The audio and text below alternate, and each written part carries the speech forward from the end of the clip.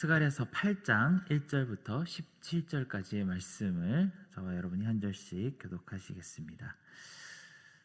만군의 여호와의 말씀이 임하여 이르시되 만군의 여호와가 이같이 말하노라. 내가 시온을 위하여 크게 질투하며 그를 위하여 크게 분노함으로 질투하노라. 여호와가 이같이 말하노라. 내가 시온에 돌아와 예루살렘 가운데 거하리니 예루살렘은 진리의 성읍이라 일컫겠고 만군의 여호와의 사는 성산이라 일컫게 되리라. 만군의 여호와가 이같이 말하노라. 예루살렘 길거리에 늙은 남자들과 늙은 여자들이 다시 앉을 것이라. 다 나이가 많음으로 저마다 손에 지팡이를 잡을 것이요 그 성읍의 거리에 소년과 소녀들이 가득하여 거기에서 뛰놀리라. 만군의 여호와가 이같이 말하노라. 이 일이 그 날에 남은 백성의 눈에 기이하려니와 내 눈에야 어찌 기이하겠느냐. 만군의 여호와의 말이니라. 만군의 여호와가 이같이 말하노라. 보라, 내가 내 백성을 해가 뜨는 땅과 해가 지는 땅에서부터 구원하여 내고 인도하여다가 예루살렘 가운데에 거주하게 하리니 그들은 내 백성이 되고 나는 진리와 공의로 그들의 하나님이 되리라. 만군의 여호와가 이같이 말하노라. 만군의 여호와의 집 곧 성전을 건축하려고 그 지대를 쌓던 날에 있던 선지자들의 입의 말을 이 날에 듣는 너희는 손을 견고히 할지어다. 이날 전에는 사람도 삭슬 얻지 못하였고 짐승도 삭슬 받지 못하였으며 사람이 원수로 말미암아 평안히 출입하지 못하였으나 내가 모든 사람을 서로 풀어주게 하였느니라. 만군의 여호와의 말씀이니라. 이제는 내가 이 남은 백성을 대하기를 옛날과 같이 아니할 것인즉 곧 평강의 씨앗을 얻을 것이라. 포도나무가 열매를 맺으며 땅이 산물을 내며 하늘은 이슬을 내리리니 내가 남은 백성으로 이 모든 것을 누리게 하리라. 유다 족속아 이스라엘 족속아 너희가 이방인 가운데서 저주가 되었었으나 이제는 내가 너희를 구원하여 너희가 복이 되게 하리니 두려워하지 말지니라. 손을 견고히 할지니라.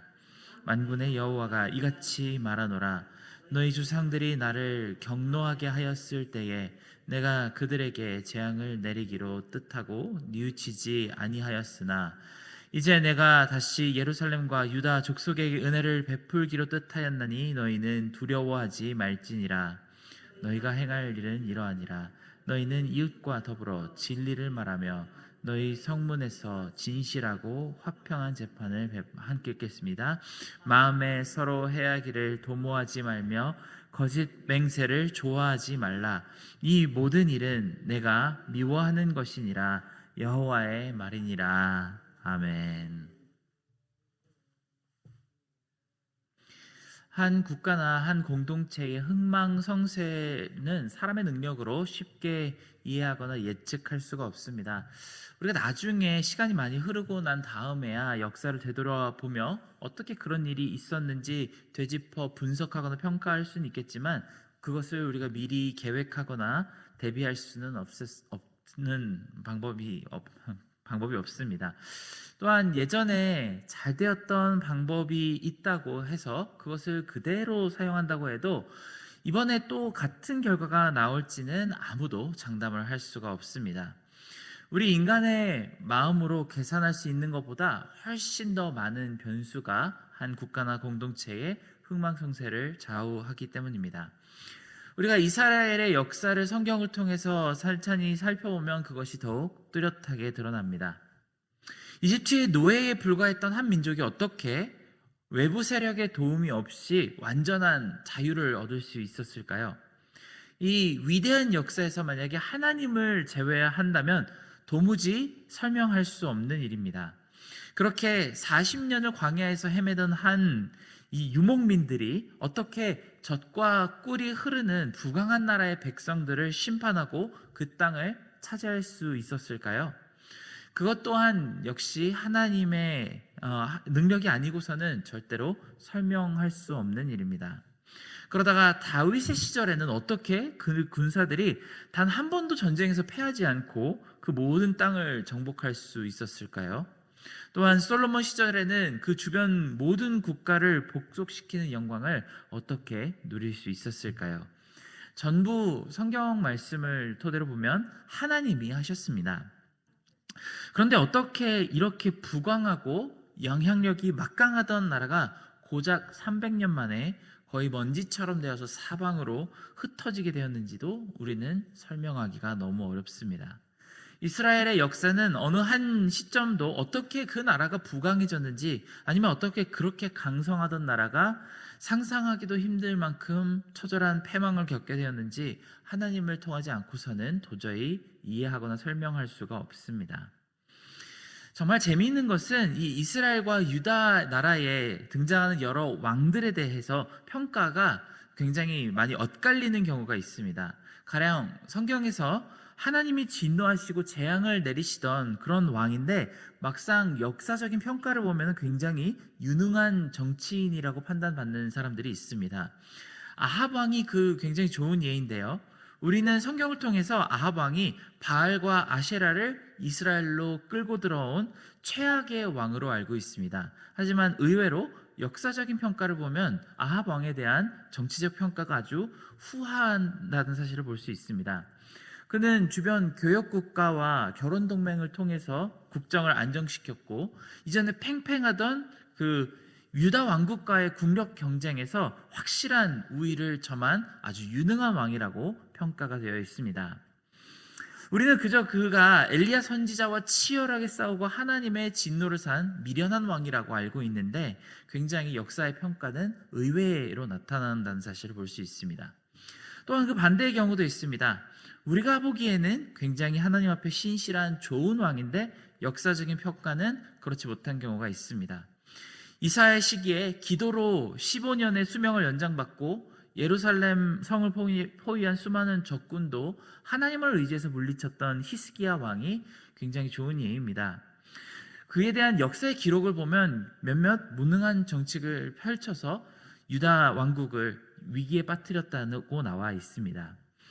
그런데 성경적인 세계관에서 이런 사람의 평가는 거의 의미가 없습니다. 결국에 하나님의 진노를 산 아합 왕 같은 사람들 때문에 나라가 망했고, 반대로 조금은 무능하다고 평가를 받아도 하나님 앞에서 신실했던 왕들은 그 때문에 100년 이상을 더 살아남는 모습을 우리는 볼 수 있습니다. 순수하게 능력만 보자면 북이스라엘의 왕들이 더 뛰어난 사람들이 많았지만, 그런 것과는 상관없이 결국은 마지막까지 살아남는 사람들은 신실한 왕이 더 많았던 유다 왕국에서 나타났습니다. 우리가 세상적인 시각으로만 본다면 유능한 사람이 더 잘 될 것 같지만 결국은 신실한 사람이 이긴다는 놀라운 결과가 성경의 역사 속에 담겨 있습니다. 하지만 안타깝게도 유다 왕국에 베푸신 하나님의 은혜는 그 뒤에 경건하지 못한 왕들이 나옴에 의해서 완전히 소멸되고 맙니다. 그래서 우리가 잘 아는 것처럼 바벨론에게 포로로 끌려가서 70년을 보내게 되고, 그렇게 부강하고 강성하던 땅 예루살렘은 폐허가 되고 말았습니다. 지금 오늘 말씀을 쓰고 있는 이 스가랴의 시점에서는 도저히 이스라엘이 다시 예전의 모습을 회복할 것이라는 소망이 보이지 않습니다. 옛날 이집트에서 종살이를 할 때처럼 하나님께서 새로운 모세를 세우신 것도 아니고, 바벨론이 멸망하고 나서 자력으로 그들이 독립을 이뤄낸 것도 아닙니다. 이름만 페르시아로 바뀌었지 여전히 제국의 식민지이자 종의 상태로 있습니다. 언약으로 하나님이 약속하셨던 것처럼 유다의 왕이 영원히 그 백성들을 다스릴 수 있다는 희망은 조금도 보이지 않는 상태입니다. 그리고 예루살렘 성이 다시 예전처럼 회복될 거라는 가능성은 전혀 보이지 않습니다.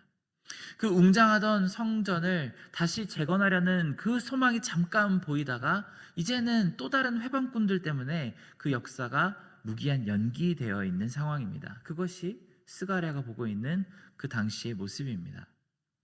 그런데 하나님께서 스가랴에게 주시는 말씀, 미래에 대한 예언을 보면 완전히 반대의 모습을 전하십니다. 오늘 말씀에 보면 마치 꿈만 것 같은 그런 내용이 담겨 있죠. 예루살렘에 하나님이 돌아오시고 그 성이 다시 진리의 성읍으로 유명해지게 된다고 하십니다. 노인들이 평안하게 지팡이를 짚고 길거리에 앉아 있을 수 있다고 합니다.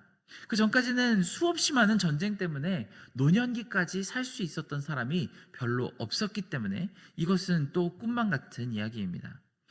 그 또한 길거리에 아이들이 뛰노는 소리가 가득하게 된다고 말합니다. 포도나무 열매가 풍성히 맺히고 하나님의 은혜가 한없이 베풀어진다고 그렇게 약속하는 말씀을 보고 있습니다. 지금 상태, 현재 상태만 보면 거의 황무지나 다름없는 당시 예루살렘을 보면 거의 망상에 가까운 예언이라고 들릴 수도 있습니다. 도저히 인간적으로는 불가능한 예언입니다. 사실 오늘 말씀을 17절까지 끊어서 그렇지 이제 앞으로 보게 될 내용은 더욱 황당하게 들리는 예언들로 가득 차 있습니다. 만국의 존귀함을 받으시는 영광의 왕이 다시 유다의 지파로부터 오실 것이고 이제는 다시 다툼도 없고 전쟁도 없고 영원한 평화를 이루어지는 위대한 왕국이 다시 서게 될 것이라고 말씀하십니다.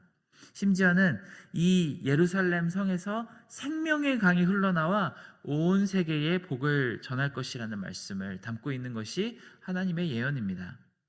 어떤 계획이나 예언도 어느 정도 현실성이 있어야지 우리가 그렇다고 믿고 따를 수 있을 텐데 스가랴에게 전하는 말씀은 조금 현실 가능성의 범주를 많이 뛰어넘은 상상의 영역과도 같은 그런 말씀을 하시죠. 우리는 이런 종류의 하나님의 말씀들을 믿고 따라갈 수 있을까요? 어찌 보면은 초현실적인 것과도 같은 현실성이 별로 없이 들리는 그런 내용의 말씀을 우리는 믿고 따를 수 있을까요? 바벨론의 포로기의 폭력에서 살아남은 이 백성들의 마음은 아마 이 예언을 고지고대로 믿기가 어려웠을 것입니다. 이런 마음에 대하여 하나님은 6절에서 이렇게 말씀하십니다. 만군의 여호와가 이렇게 말하노라. 이 일이 그 날에 남은 백성들의 눈에는 기이하려니와 내 눈에는 어찌 기이하겠느냐. 만군의 여호와의 말이니라. 이런 모든 축복의 말씀이 너무 비현실적이라고 도저히 일어날 수 없는 일이라고 생각하는 것은 순전히 인간의 기준에 보았을 때 그렇고 하나님의 기준에서 보았을 때에는 전혀 이상할 것이 없다고 말씀하십니다. 얼마든지 하나님께서 마음만 먹으시면 오늘 당장이라도 이런 일을 이루실 수 있는 것이 하나님의 능력이라고 우리에게 소개합니다. 지금 우리의 모습은 어떻습니까? 옛 이스라엘의 모습, 특히 포로기를 귀환하고 났을 때 이 절망적인 상황에 놓인 사람들과 비슷한 점이 많이 보이지 않습니까? 모든 지표와 현실적인 판단만 보자면 한국과 미국 사회에서 교회의 기독교 신앙에 나타나는 지표는 서서히 우리가 이렇게 글라이드를 타듯이 하강하는 중이라는 그 모습을 볼 수 있습니다. 1990년대 한창 기독교가 한국에서 번창할 때 최고치로 45%의 인구가 크리스천일 때가 있었다고 합니다. 우리나라의 절반이 거의 크리스천이었던 것이죠. 하지만 지금은 그 절반도 안 되는 20% 정도가 크리스천이라고 합니다. 특히 연령별로 치자면은 40대 이하만 보면 15% 미만이 그 기독교 신앙을 가지고 있다고 합니다. 그리고 앞으로 이 패턴을 계속 따라간다면은 앞으로 우리는 감소세를 계속 이어갈 전망이라고 합니다. 미국 또한 마찬가지입니다. 무신론, 무종교의 성장세가 너무나도 빠르게 나타나고 있다고 합니다. 우리가 지금은 아직 길거리마다 전도하는 사람들이 하나님께 찬양을 하거나 아니면은 말씀을 큰 소리로 낭독하는 그 모습을 자주 볼 수 있는데 이제 그런 모습을 더 이상 보지 못하게 되는 날이 오게 될지도 모르겠습니다. 그것이 지금 우리가 마주보고 있는 현실입니다. 저도 간혹 이런 생각이 들 때가 있습니다. 저희 두 아이들은 저보다 훨씬 더 신앙생활을 하기가 어려운 사회에서 살겠구나. 제가 지금까지 신앙을 지키기 위해 해왔던 모든 노력보다 더 많은 값을, 더 많은 노력을 지불해야 간신히 하나님을 붙들고 살 수 있겠다는 생각이, 그런 걱정이 듭니다. 당연히 지금 우리 주변 현실 상황만 돌아보면 그런 걱정을 할 수밖에 없는 여러 가지 현실적 지표들이 많이 보입니다. 제가 친한 어느 한 부모님은 이런 이야기까지 합니다. 이런 세대에 태어나게 해서 아이들에게 참 미안하다는 말을 합니다. 하지만 하나님의 능력은 그 예전에서부터 지금까지 전혀 조금도 줄어들지 않으셨습니다. 또한 하나님의 약속 또한 변경된 것이 하나도 없습니다. 그렇다면 무엇이 변했을까요? 아마 변한 것은 우리일 것입니다. 그 전 세대에 하나님을 붙들고 기도하던 그 간절함이 지금 세대에 비했을 때 정말 비교할 수도 없이 더 컸던 것일 것입니다. 아까 말한 유대 왕들과 이스라엘 왕들처럼 사람들은 이 현 세대에 훨씬 더 유능해졌지만 훨씬 덜 신실해졌다는 차이가 있을 것입니다. 예수 그리스도는 여전히 온 땅을 다스리시는 왕이시고 하나님은 만군의 여호와이십니다. 주님이 쏟아 부어주시는 은혜는 여전히 우리 가운데 우리 삶을 힘차게 운행하시고 우리가 모르는 중에도 그의 긍휼하심이 없으면 우리는 단 1초도 살지 못할 것입니다. 하나님이 변하신 게 아니라 우리가 변했을 것입니다. 하나님이 약속하시는 부흥과 은혜의 시간은 전혀 불가능한 일이 아닐 것입니다. 오늘 말씀에서 선포하셨던 그 일이 우리 교회 가운데 그리고 한국의 교회 가운데 일어난다고 한번 생각해 보겠습니다. 교회마다 아이들이 뛰노는 소리가 넘쳐나고 어르신들이 평안히 앉아서 그 모습을 흐뭇한 미소로 바라보신다는 그 장면을 떠올려 보겠습니다. 하나님이 다시 은혜를 아침 이슬처럼 날마다 부으시고 모든 부분에서 우리를 넉넉히 풍성하게 누리게 하신다고 그렇게 다시 한번 말씀을 읽어보겠습니다. 우리에게는 너무나도 기이한 일이 되겠지만 하나님의 시각으로 봤을 때는 전혀 아무것도 불가능한 부분이 없는 그런 일입니다. 지금 당장이라도 아주 손쉽게 이루어 주실 수 있는 소망이 바로 오늘 말씀에 담긴 그런 소망일 것입니다. 그렇다면 우리에게 필요한 것은 무엇일까요? 당연히 하나님께서 이런 일을 이루어 주실 수 있다는 믿음을 먼저 회복해야 할 것입니다. 그리고 오늘 말씀의 15절에서 17절에 하신 하나님의 당부의 말씀을 굳건히 마음속으로 결심하며 온 마음을 다해 지키려는 그런 결단이 필요할 것입니다. 15절에서부터 17절에 하나님께서 말씀하십니다. 이제 내가 다시 예루살렘과 유다 족속에게 은혜를 베풀기로 뜻하였나니 너희는 두려워하지 말지니라. 너희가 행할 일은 이러하니라.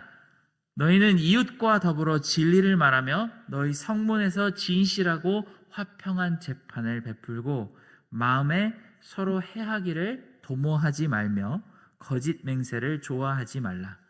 이 모든 일은 내가 미워하는 것이니라. 여호와의 말이니라. 함께 기도하겠습니다. 사랑하는 하나님 아버지, 우리에게 하나님에 대한 신뢰를 하나님께서 이 모든 우리에게는 지금 상황을 봤을 땐 너무나도 꿈만 같은 그런 일들을 하나님께서 반드시 이루어 주실 수 있다는 그 믿음을 회복시켜 주시기를 간절히 기도드립니다.